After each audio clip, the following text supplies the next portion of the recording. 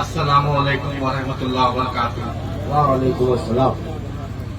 Stage پہ تشریف ہمارے سبھی علماء اکرام، ایک ملک پور کی سرزمین پر سیمانچل سے آنے کا موقع ملا۔ کلام بھائی اور ملک پور کے ذمہ دار سے رابطہ تھا کہ آپ عادل بھائی آئیے، مجھے چلیے دربھنگہ سے پرانا رشتہ رہا ہے، کوشش کروں گا آنے کا، الحمدللہ آنے کا موقع ملا۔ رحمت اللہ عالمین کانفرنس، تمام آپ جو اتنی محنت اور مشقت سے آپ نے کانفرنس کیا، اس کے لیے مبارکباد دینا چاہتا ہوں۔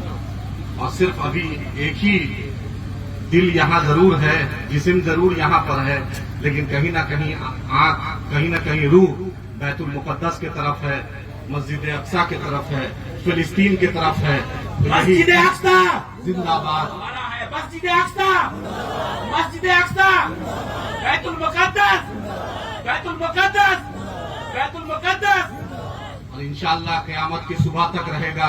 اور آج جو وہاں ظلم ہو رہا ہے، آپ لوگ اتنے بڑے عالم دین لوگ بیٹھے ہیں، آج رواں کھڑا ہو جاتا ہے جب وہاں سے تصاویر آتی ہے، اور جب سوچتا ہوں کہ یا اللہ تو اپنے گھر کی حفاظت تو ہی کر سکتا ہے، بندہ تو ذرہ ذرہ محتاج ہے، ہم تو ایک ایک لمحہ محتاج آپ کے ہیں۔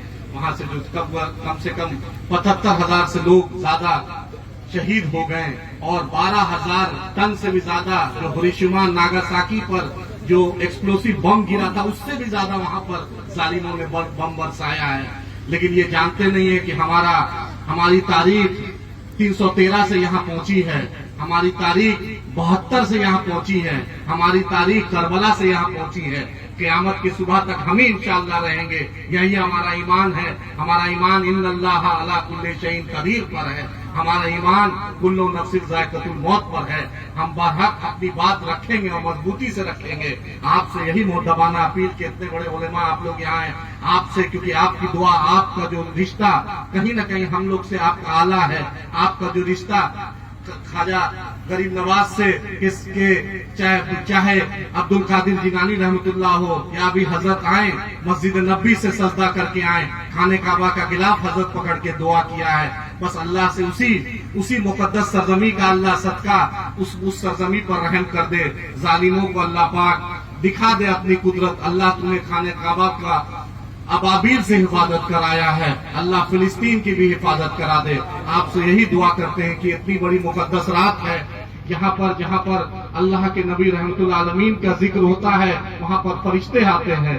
آپ سے یہی اپیل ہے کہ ان بچوں کے لیے، ان ماؤں کے لیے، ان لوگوں کے لیے جن کے ساتھ کوئی نہیں ہے، لیکن ہم ابراہیمی ہیں، ہم اسماعیلی ہیں، ہم آدم کی اولاد ہیں، ہم وہ چڑیا رہیں گے جو آگ بجھانے والی ہے، ہم وہ چڑیا ہیں، ہم اس کو ماننے والے ہیں، ہم آگ جلانے والے نہیں، ہم آگ بجھانے والے میں سے رہیں گے۔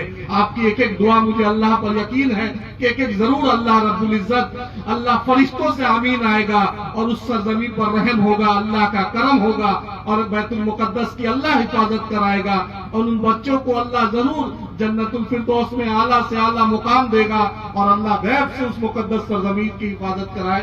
آپ سے یہی دعا کرنا چاہتے ہیں، جو ویڈیو آتا ہے، جو لوگ آتا ہے، دل دہل جاتا ہے۔ تمام علماء اکرام اور تمام حاضرین محفل سے یہی آپ سے دعا ہے۔